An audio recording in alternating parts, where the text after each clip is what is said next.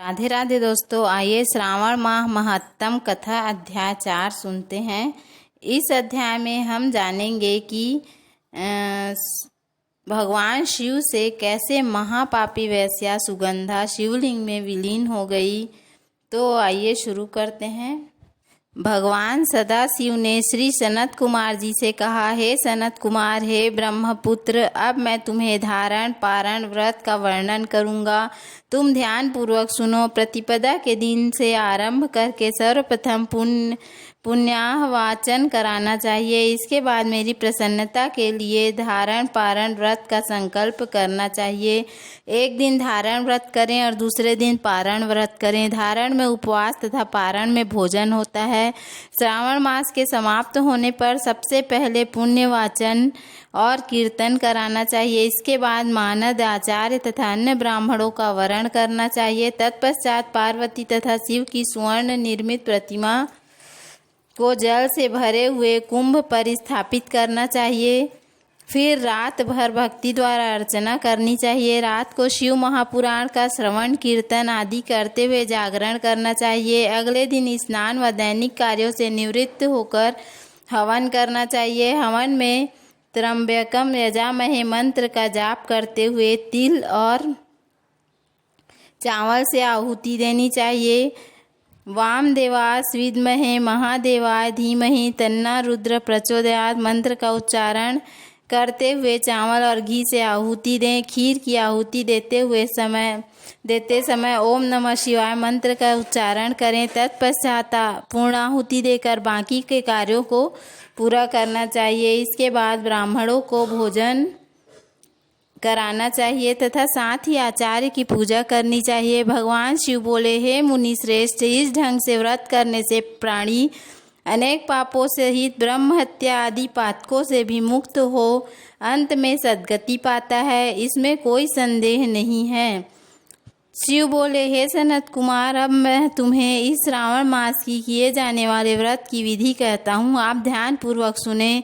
प्रतिपदा के दिन प्रातः काल इस व्रत का संकल्प करें। स्त्री हो या पुरुष, मन तथा इंद्रिय से को नियंत्रित करके इस व्रत को करें। इस व्रत को करने के लिए ब्रह्मचर्य व्रत धारण करते हुए व्रत का संकल्प लेना चाहिए।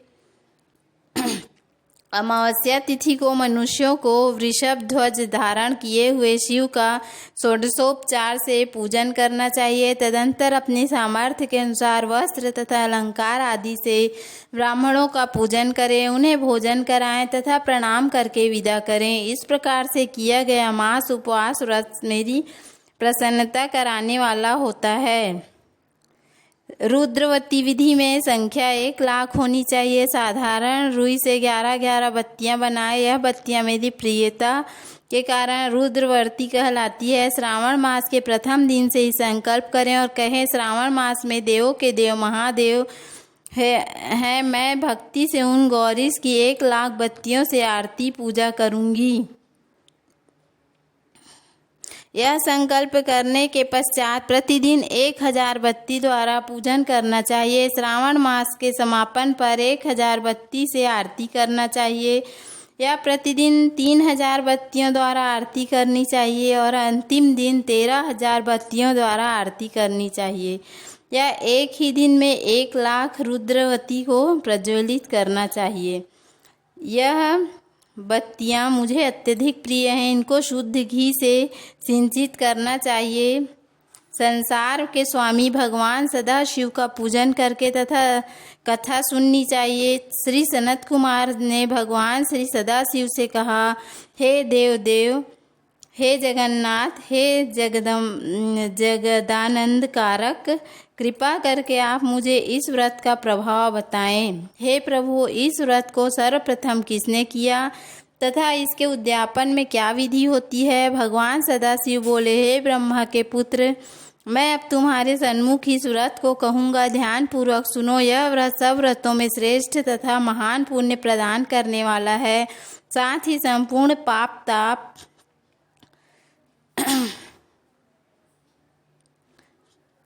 को हरने वाला है।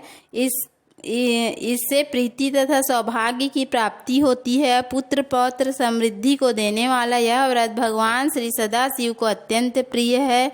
इस व्रत को करने से उत्तम शिवलोक की प्राप्ति होती है। सत्य तो यह है कि तीनों लोकों में रुद्रवर्ती जैसा दूसरा कोई भी व्रत नहीं है। इसके संबंध में मैं एक पुरातन कथा कहूँगा, ध्यान पूर्वक सुनो। क्षिप्रा नदी के सुंदर तट पर उज्जैनी नामक सुंदर नगरी थी। उस नगरी में सुगंधा नामक एक परम सुंदर वैश्या रहती थी। उसने अपने साथ संसर्ग के लिए अत्यंत दूसरा शुल्क निश्चित किया था। 100 स्वर्ण मुद्रा देकर संसर्ग करने की शर्त रखी थी। उस सुगंधा ने युवकों तथा ब्राह्मणों को भ्रष्ट कर दिया था। उसने राजाओं तथा राजकुमारों को नग्न करके उनके आभूषणों आदि लेकर उसका बहुत तिरस्कार किया था। इस प्रकार उस सुगंधा ने बहुत लोगों को लूटा था। उसके नाम के अनुसार उसके शरीर की सुगंध से कोस भर स्थान सुगंधित रहता था। वह पृथ्वी तल पर रूप, लावण्य और कांति की मानो निवास स्थली थी। वह 6 रागों और 36 रागनियों के गायन में तथा उनके अन्य बहुत से भेदों की भी गान क्रिया में अत्यंत कुशल थी। वह नृत्य में रंभा आदि देवांगनाओं को भी तिरस्कृत कर देती थी और अपने एक एक पग पर अपनी गति से हाथियों तथा हंसों का उपहास करती थी। किसी दिन वह सुगंधा कटाक्षों तथा भाव चालान के द्वारा काम बाणों को छोड़ती हुई क्रीड़ा करने के विचार से क्षिप्रा नदी के तट पर गई। उसने ऋषियों के द्वारा सेवित मनोरम नदी को देखा। वहाँ कई विप्र ध्यान में लगे हुए थे तथा कई जप में लीन थे, कई शिवार्चन में रत थे तथा कई विष्णु के पूजा में तल्लीन थे। हे महामुने, उसने उन ऋषियों के बीच विराजमान मुनि वशिष्ठ को देखा। उनके दर्शन के प्रवाह से उस पापिनी की बुद्धि धर्म में प्रवृत्त हो गई। जीवन तथा विशेष रूप से विषयों से उनकी विरक्ति हो गई। वह अपना सिर झुकाकर बार बार मुनि को प्रणाम करके अपने पापों की निवृत्ति के लिए मुनि श्रेष्ठ वशिष्ठ जी से उपाय पूछने लगी। सुगंधा बोली, हे अनाथनाथ, हे विप्रेंद्र, हे सर्व विद्या विशारद, हे योगीश, मैंने बहुत से पाप किए हैं। अतः हे प्रभु, उन समस्त पापों के नाश के लिए मुझे उपाय बताइए। भगवान सदाशिव ने श्री सनत कुमार से कहा, हे सनत कुमार, उस सुगंधा के इस प्रकार कहने पर वे दीन वत्सल मुनि वशिष्ठ अपनी ज्ञान दृष्टि से उसके कर्मों को जानकर आदर पूर्वक कहने लगे। हे वशिष्ठ जी बोले, तुम मेरी बात ध्यान पूर्वक सुनो। मैं अब तुम्हारे सम्मुख उस उपाय को कहूँगा जिससे कि तुम्हारे समस्त पापों का नाश हो सकता है। हे भद्रे, तीनों लोकों में विख्यात वाराणसी में जाओ। वहाँ जाकर तीनों लोकों में दुर्लभ महान पुण्य देने वाले तथा शिव के लिए अत्यंत प्रीतिकर रुद्रवर्ती नामक व्रत को उस क्षेत्र में करो।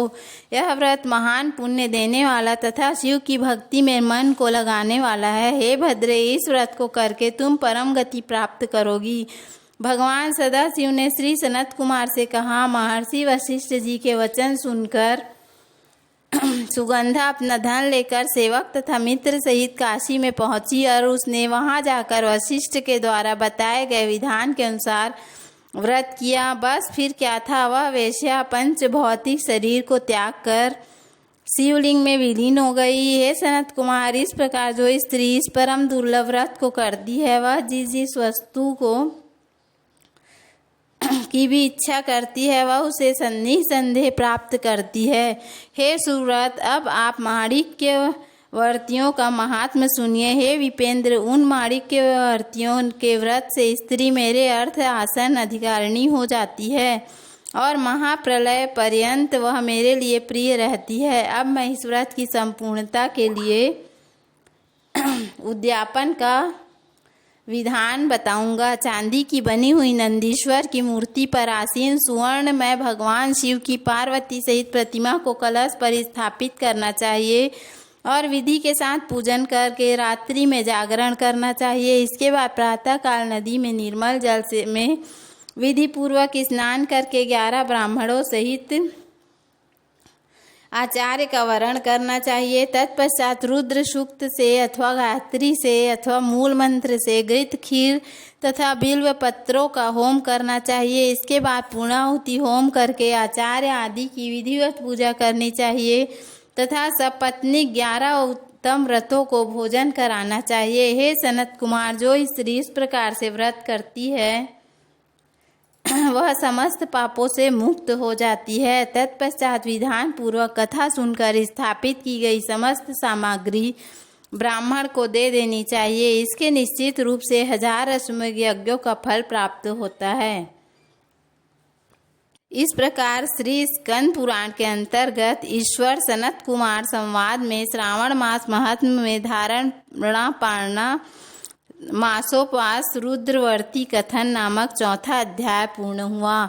बोलो हर हर महादेव, जय भोलेनाथ। उम्मीद है आपको हमारा वीडियो पसंद आया होगा। यदि हमारा वीडियो पसंद आया तो वीडियो को लाइक करें, चैनल को सब्सक्राइब करें। धन्यवाद। राधे राधे।